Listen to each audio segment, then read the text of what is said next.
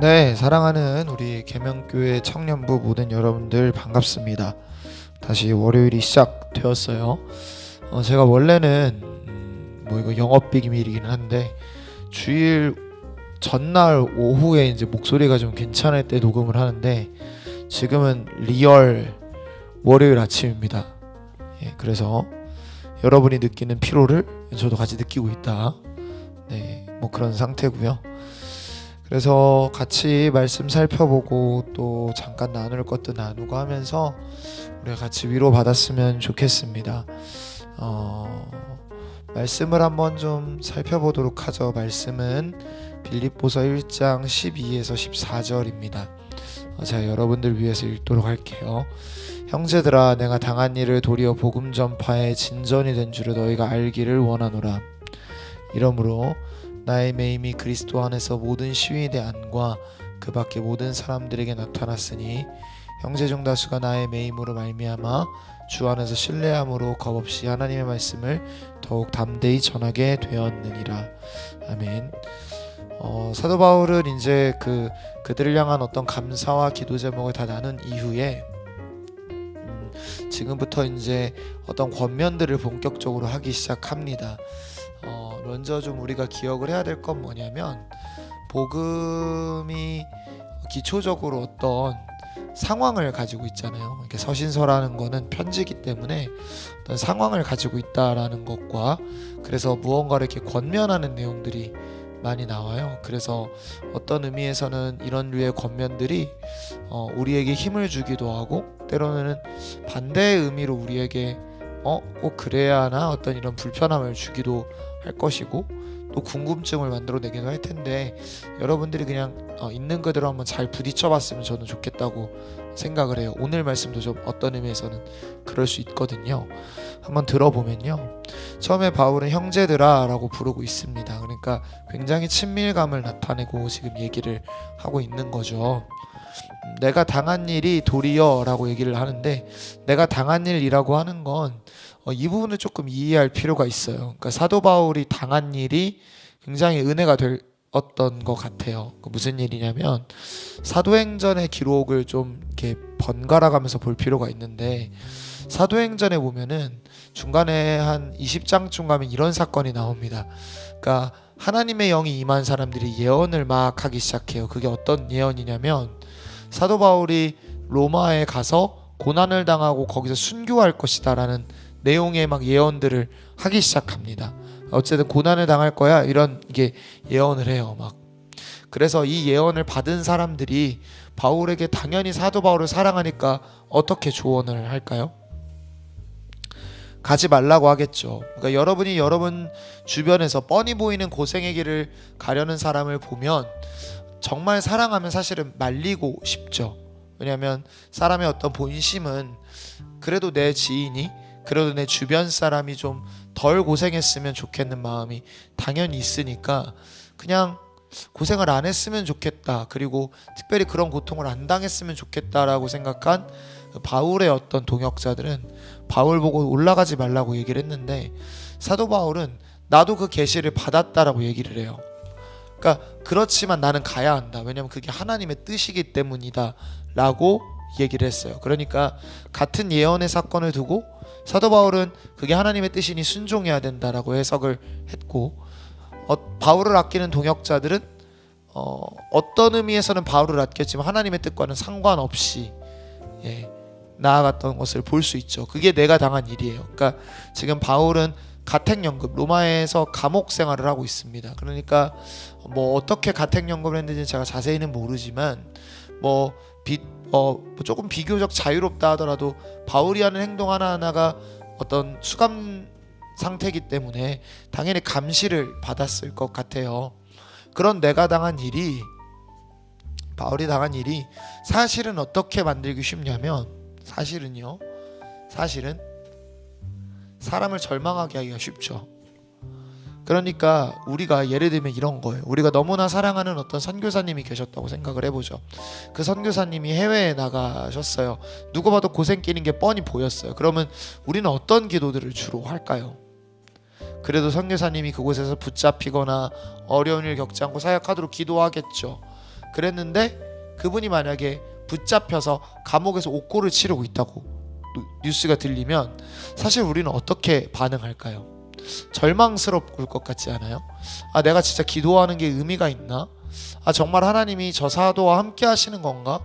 내가 믿고 있는 하나님이 진짜 일을 하나와 같이 내가 믿고 있는 믿음이 흔들릴 것 같잖아요. 그런데 바울이 이상한 말을 해요. 도리어라고 합니다. 그러니까 이거는 이제 헬라어로 말론이라는 단어인데 더욱이라는 뜻도 되고, 그러니까 more이라는 뜻도 되고 영어로, 혹은 도리어, 그러니까 영어 rather라는 뜻도 됩니다. 근데 저는 이제 우리말 성경에서는 도리어, 그러니까 rather의 의미를 살렸다면 저는 더욱의 의미도 좀 같이 가져가면 좋겠다라고 생각을 해요. 그러니까 도리어 더욱 복음 전파의 진전이 되는 거를 너희가 알기를 원한다라고 하는 거죠.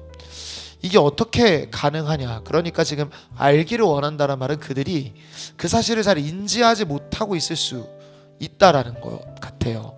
그러면은 어떻게 이게 가능하냐면요, 복음 전파의 진전이 되냐면 바울은 6절을 강하게 붙들었던 것 같아요. 6절을 다시 한번 여러분들 눈으로 보면 우리 안에 착한 일을 시작하신 이가 그리스도의 예수의 날까지 이르게 할 것을 믿는다는 거죠.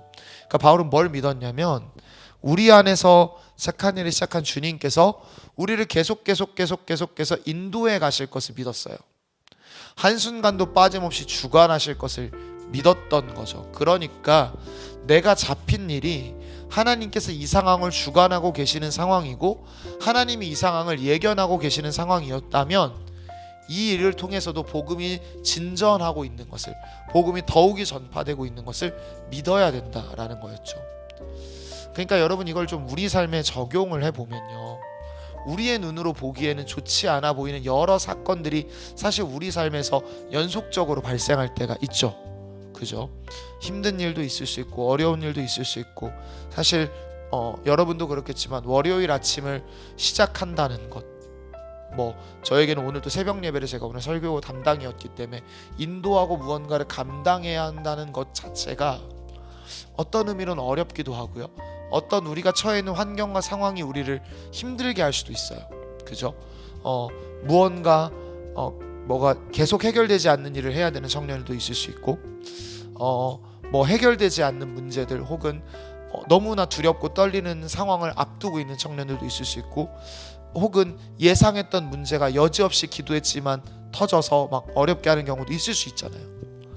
근데 여러분들, 그 상황을 하나님이 실수했거나 하나님의 손이 짧아서 우리를 못 도와줘서 그런 문제가 생긴 게 아니라 하나님이 여전히 주관하고 계시는 상황이고, 그 상황을 통해서도 하나님이 나를 통해 일하시기를 원한다는 그 마음을 우리가 좀 이해한다면 조금은 다르게 볼 수 있고 조금은 다르게 살아낼 힘의 여지가 생기는 것 같아요. 그래서 바울이 그 다음에 이렇게 얘기합니다. 이러므로 나의 매임이 그리스도 안에서, 자 보세요, 자신의 매임의 사건이 별개로 일어난 게 아니고 그리스도 예수 안에서 일어난 일이라는 겁니다. 그래서 모든 시위대 안과 그 밖의 사람들에게 나타났다라고 해요. 사도행전 후반부에 보게 되면요, 로마에 있었던 벨릭스도와 두 명의 총독들에게도 바울이, 그리고 그의 아내들에게도 복음을 전하고 심지어는 황제 앞에 서서도 복음을 전하게 됩니다. 그러니까 바울은 복음이 전진하고 있다는 것을 몸으로 경험하고 있었어요. 그래서 절대 절망하지도 않고 낙담하지도 않았고 자신의 상황을 막 비관하지도 않았던 것 같아요. 그래서 바울이 이렇게 말하죠. 형제 중 다수가 또한 나의 매임으로 말미암아 주 안에서 신뢰함으로 겁없이 하나님의 말씀을 더욱 담대히 전하게 되었다 라고 얘기를 합니다. 그러니까 사도 바울이요, 저는 이 일이 어떻게 가능한지까지는 아직 제 영적 수준이 부족해서 모르지만 나타나고 있는 현상들은 분명했다는 거예요. 현재의 상황을 하나님이 주관하신다는 어떤 믿음 안에서 절망하지 않고 그들은 여전히 복음을 전하는 자리에 섰고 복음이 진전되었다라는 거죠. 그러니까요, 청년 여러분들, 우리를 낙담하게 하는 어떤 절망적인 상황들이 사실 우리 눈앞에 많이 펼쳐질 수 있죠. 그럼에도 불구하고 저는 여러분이 오늘 하루를 그럼에도 불구하고 하나님이 함께 하시고 하나님이 주관하신다라는 믿음 아래 한번 잘 걸어가 봤으면 좋겠습니다. 그래서 여전히 복음의 진보가 일어나고 있다라는 것을 믿고 나아갈 수 있는 우리 모든 청년들이 될 수 있기를 주님의 이름으로 축복합니다.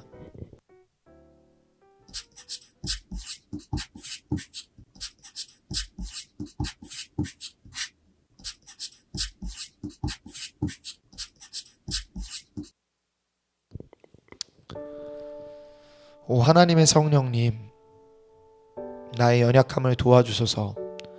내가 많은 슬픔에 눌려 괴롭고 어찌할 바를 몰라 헤매며 비방과 박해를 당하고 십자가를 무겁게 여기게 되었으니 주께 구합니다. 도와주소서.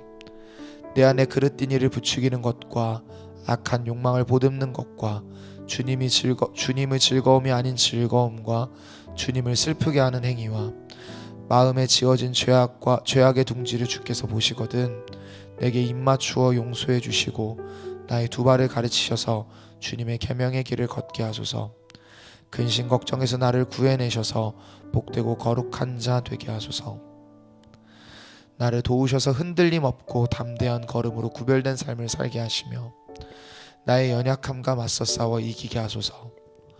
나를 가르치셔서 천국의 노래로 주님을 찬미하고 경배하며 찬송하게 하시고 나를 주께 올리는 찬양 가득한 감사의 향기가 되게 하소서. 내가 폭군 앞에 노예처럼 주님의 발 아래 부복함이 아니라 다만 아버지와 함께 있는 아들처럼 주님 앞에서 기뻐합니다. 나의 모든 행실에서 주님의 자녀답게 살아가는 능력을 주시고 내 자아를 넘어서 아들됨을 드러내는 능력도 주소서. 물질의 번영에 도취하지 않도록 나를 보호하시고 주님에게서 나오지 않는 기쁨에 취해 있을 때 흔들어 깨워주소서. 나를 영원한 나라로 안전하게 인도하시고 내가 가는 길이 좋은지 나쁜지 묻지 않게 하소서. 내가 평안하게 주님의 집으로 들어갈 수 있다면 나는 다만 내가 사랑하는 분의 얼굴을 뵙고 먹을 양식과 입을 옷으로 만족하기를 구할 뿐입니다. 예수님의 이름으로 기도했습니다. 아멘.